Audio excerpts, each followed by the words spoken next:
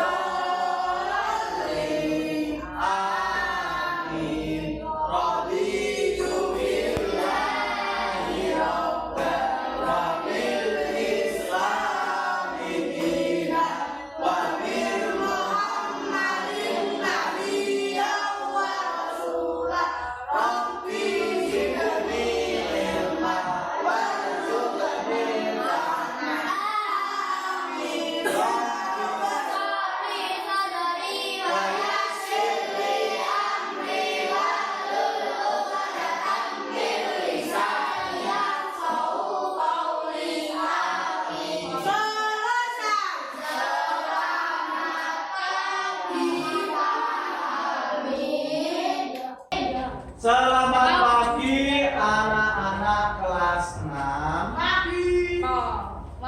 Bagaimana kabar kalian semua? Alhamdulillah. Masih sehat semua? Sehat. Masih semangat? Oke, coba tepuk semangat. Tepuk semangat.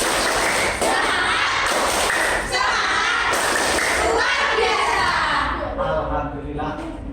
Ini ada nggak teman-teman kalian yang tidak berangkat? Ada. Siapa aja? Rizky.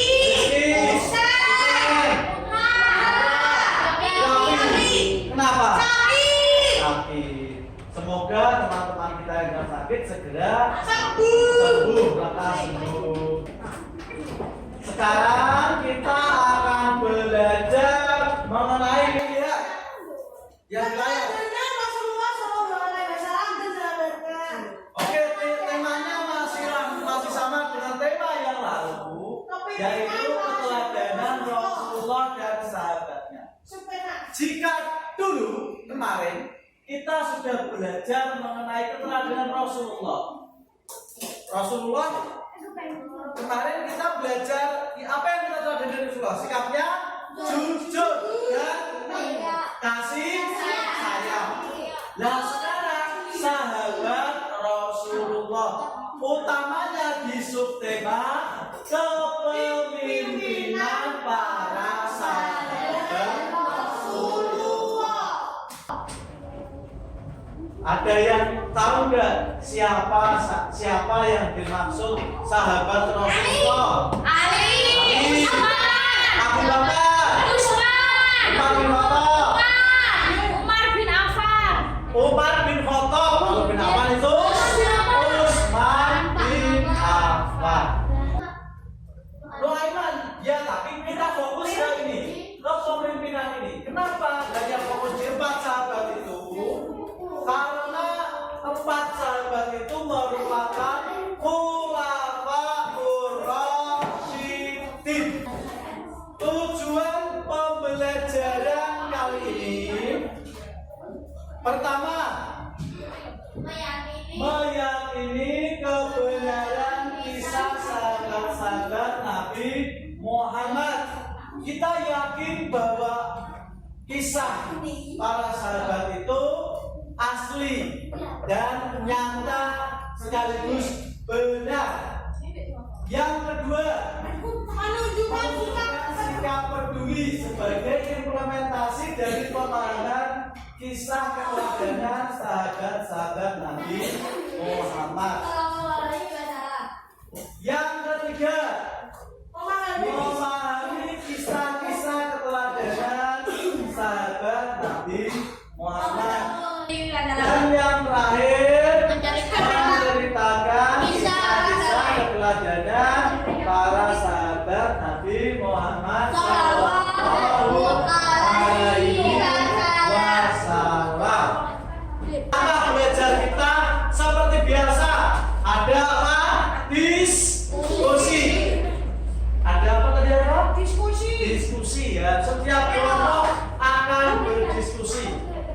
Sama seperti materi yang kemarin yang kita belajar mengenai teladan Nabi Muhammad, kita juga berdiskusi dari video. Nanti ada 2 video mengenai keteladanan para sahabat.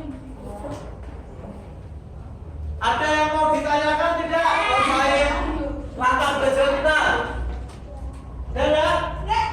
Gak ada? Pak Amin bagikan dulu lembar diskusi kalian.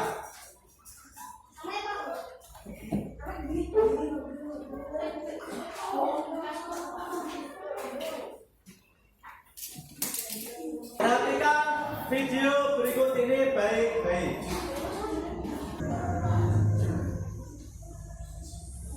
Sahabat pertama yang akan kita bahas adalah Abu Bakar As-Siddiq. Abu Bakar adalah khalifah pertama setelah Nabi Muhammad SAW wafat. Beliau dilahirkan pada tahun 571 Masehi. Nama lengkap beliau adalah Abdullah bin Abi Quhafah At-Taimi. Gelar Abu Bakar diberikan oleh Nabi Muhammad SAW karena dia adalah orang yang paling cepat masuk Islam. Gelar As-Siddiq diberikan karena dia selalu membenarkan Nabi Muhammad SAW dalam berbagai peristiwa, terutama membenarkan peristiwa Isra. Abu Bakar dibayar sebagai pemimpin setelah Nabi Muhammad SAW wafat. Abu Bakar memimpin dari tahun 632 Masehi sampai dengan 634 Masehi. Abu Bakar As-Siddiq senantiasa meneladani perilaku Nabi Muhammad SAW. Dalam menentukan keputusan, Abu Bakar As-Siddiq memiliki sifat berwibawa, adil dan bijaksana, serta suka bermusyawarah. Karena banyak penghafal Al-Quran yang wafat saat berperang, beliau bermusyawarah dengan para sahabat yang lain untuk mempelopori pembunuhan.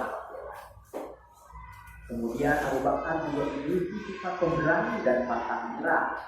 Beliau berani memerangi orang-orang murtad yang keluar dari agama Islam setelah Nabi Shallallahu Alaihi Wasallam wafat dan memerangi para nabi palsu. Di antaranya adalah Musailama al-Kadzdzab. Abu Bakar As-Siddiq juga memiliki sifat lemah lembut, sabar, berhati tenang. Namun beliau juga tegas. Ketika banyak yang tidak mau membayar kewajiban zakat, beliau dengan tegas memerangi. Kemudian Abu Bakar As-Siddiq juga memiliki sifat dermawan, rendah hati, dan sangat memperhatikan rakyatnya. Beliau pernah menginfakkan seluruh hartanya di jalan Allah Subhanahu wa Ta'ala. Beliau juga tetap mau menolong seorang wanita mampu untuk merasuki Islam meskipun setelah menjadi khalifah. Bahkan untuk kesejahteraan rakyatnya, beliau mendirikan Baitul Mal, yaitu suatu lembaga yang mengurusi aset keuangan negara. Selanjutnya adalah Umar bin Khattab. Umar bin Khattab adalah khalifah kedua setelah Abu Bakar Siddiq. Umar bin Khattab mempunyai nama lengkap Umar bin Khattab bin Abdul Uzza. Umar bin Khattab menjadi khalifah sejak tahun 1934 sampai dengan 1944 ini. Umar bin Khattab adalah seorang yang cerdas dan bisa bermusyawarah. Beliau berbiasa menetapkan kalender Hijriah atau penetapan tanggal untuk Muharram sebagai tahun baru Islam. Umar bin Khattab juga adalah seorang yang tegas dan berwibawa serta pemberani. Beliau berani memerangi orang-orang yang berkulit. Dalam mimpi, Umar bin Khattab adalah seorang pemimpin yang hidup sederhana. Beliau pernah berkata bahwa tidak ada harta yang halal bagi umat kecuali dua cara pakaian, yaitu pakaian untuk dan pakaian untuk panas. Makanannya pun sama dengan masyarakat Quraisy yang tidak terlalu kaya dan tidak terlalu miskin. Bahkan pernah juga memerangi anaknya yang makan daging yang biasanya menjadi makanan orang-orang. Kemudian Umar bin Khattab juga sangat mensuarakan kepentingan rakyatnya. Beliau sering keluar malam untuk melihat bagaimana kondisi rakyatnya. Selain itu, pada suatu ketika, Khalifah Umar bin Khattab menyuruh anaknya untuk mampu di dalam ruangan atau kantor Khalifah. Karena waktu itu dibiayai oleh negara, sedangkan kedatangan anaknya adalah untuk keperluan pribadi keluarga. Khalifah Umar bin Khattab tidak mau menggunakan fasilitas negara yang berasal dari rakyatnya untuk kepentingan pribadi dan keluarganya, walaupun hanya sebatas cahaya lampu. Umar bin Khattab pun memiliki sifat jujur, adil, bijaksana, dan bertanggung jawab terhadap rakyatnya. Pada masa pemerintahannya, beliau pernah bersedia memperbaiki jalan yang rusak karena takut diminta pertanggungjawaban di hadapan Allah Subhanahu wa Ta'ala. Jangan sampai ada seorang bintang yang tertinggal di perjalanan. Utsman bin Affan menjadi khalifah selama 12 tahun, yaitu dari tahun 644 Masehi sampai dengan 656 Masehi. Beliau berasal dari Bani Umayyah yang terkenal kaya dan terkemuka. Utsman bin Affan memiliki sikap sabar, santun, dan sangat soleh. Beliau selalu berusaha untuk meringankan beban kaum sesama muslim dan tidak ingin merepotkan orang lain. Jika beliau hendak sholat malam atau sahur, beliau tidak mau membangunkan pelayannya. Utsman bin Affan juga dikenal sebagai orang yang kaya raya, rendah hati, dan dermawan.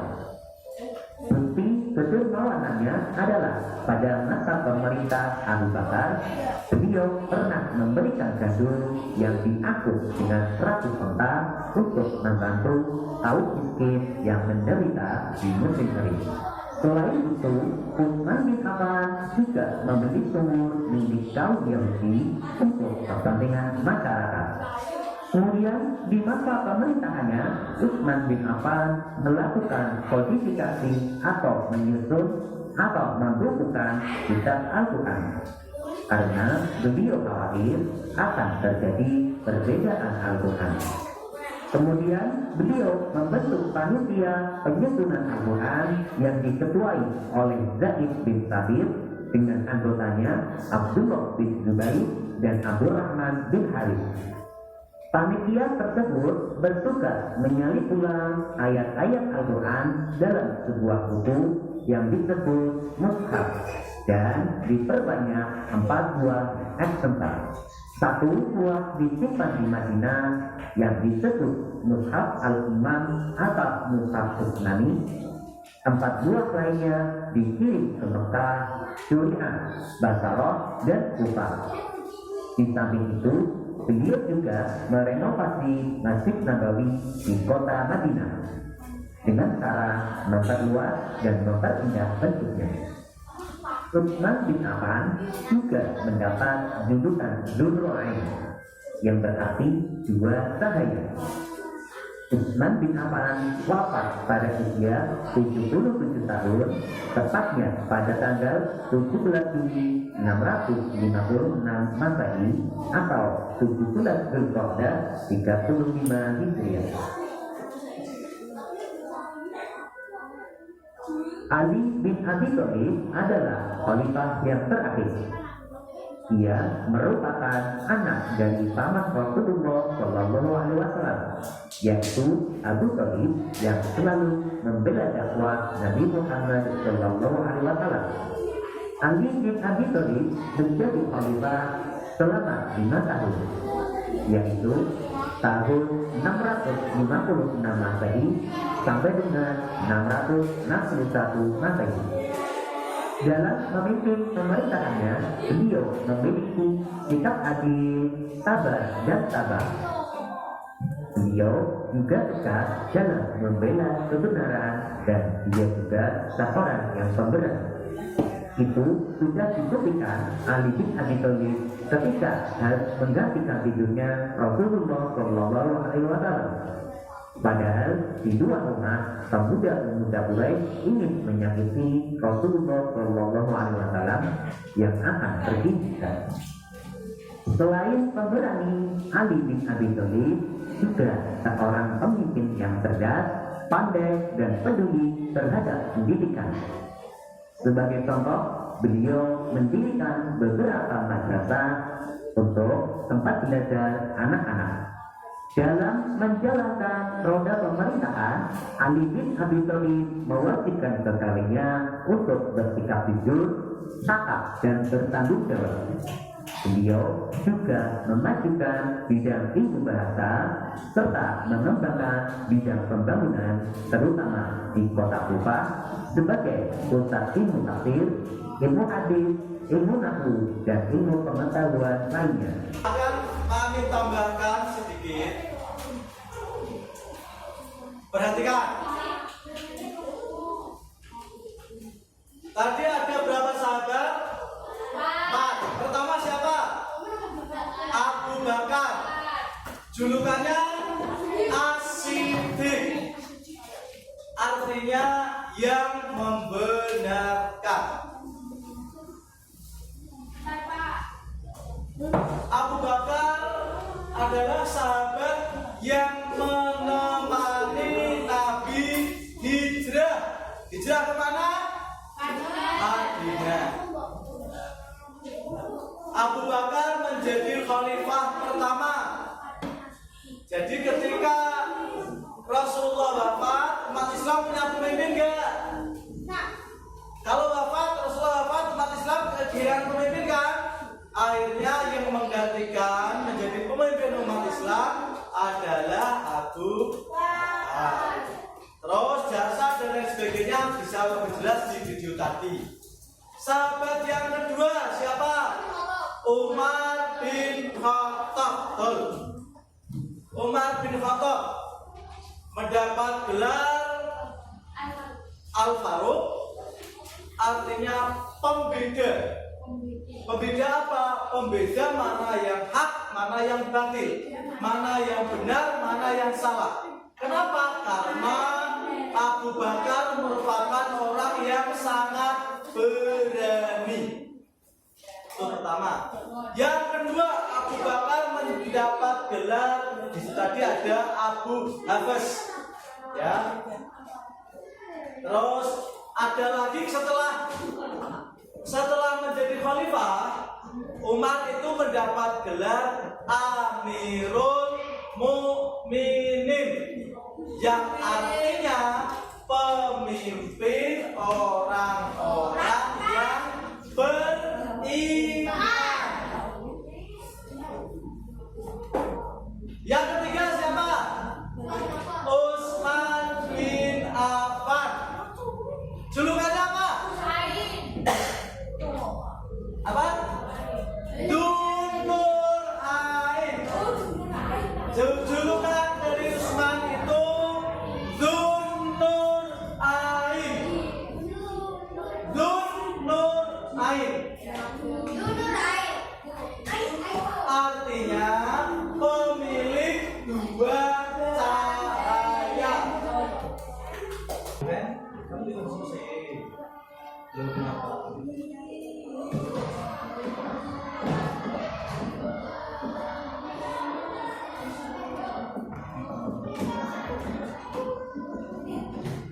Gimana kalau kamu nih, dalam menulis kamu mikir, kamu ngomong sama temanmu, ojo ngene, nanti orang dari no, kowe barang aja bunder wae.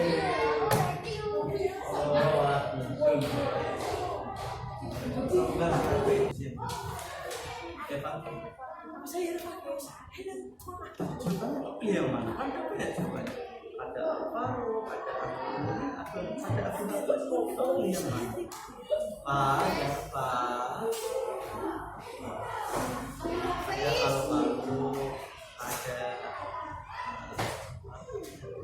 Alvaro ini apa? Alvaro? Oh, saya nggak tahu. Ada apa bahasa Jawa?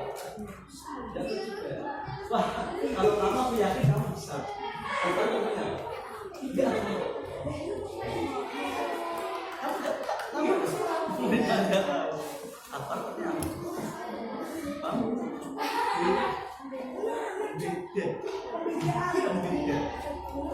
Pembeda itu berarti membedakan mana yang baik. Ada juga ya? Tidak ada. Oh, nggak ikutan.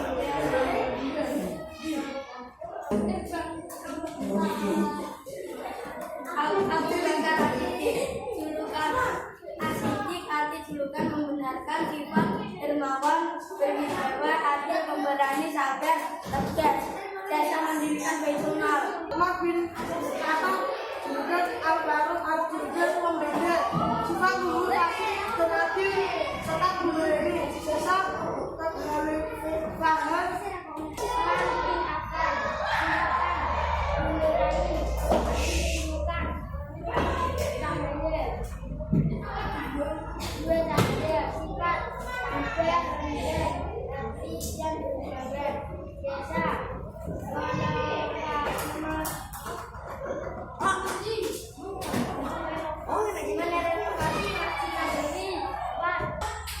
Dari beberapa kelompok yang paling baik, yang paling mendekati kelompok dua ya, dua ini.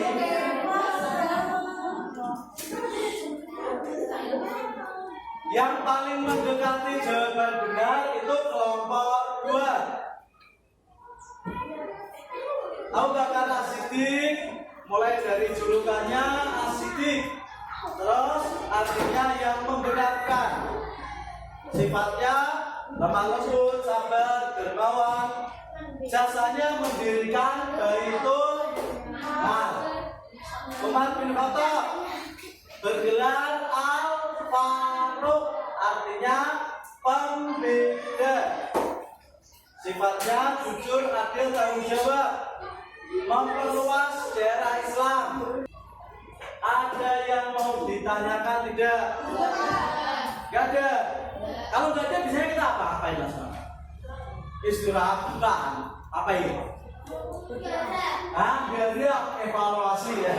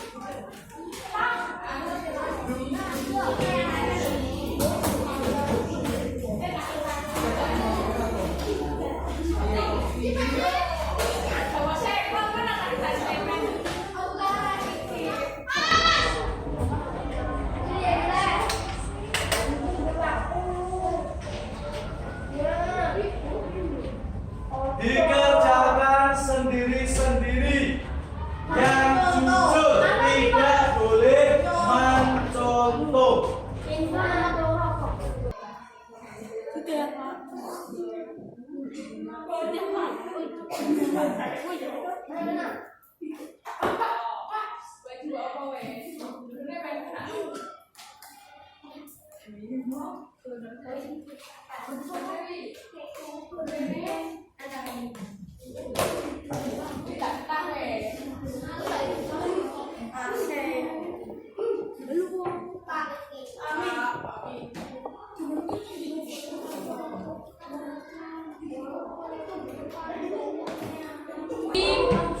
Satu, sahabat Nabi yang bernama Nabi Abu Bakar.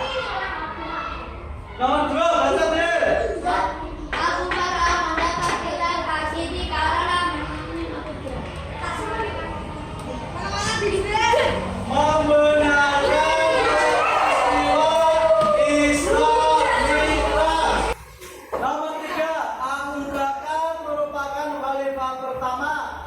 Jasanya memerangi kaum murtad dan nabi palsu.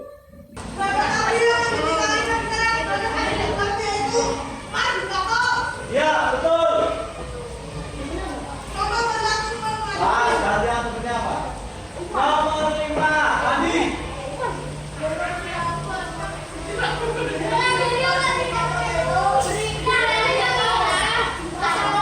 Berani mengingatkan kesalahan orang lain. Talita 80. Jarba 60. Nana 50. Ai 50.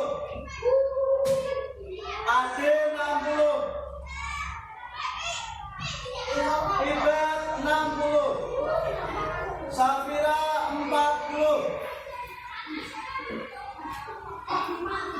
Anissa 70. Nadila 90. Kesimpulan pembelajaran kali ini, mari kita teladani para sahabat Nabi dengan berbuat baik. Ya. Oke. Ini materi terakhir, jadi besok pelajaran berikutnya kita akan ulangan. Ya. Mari akhiri pembelajaran kali ini dengan bacaan dalam bersama-sama.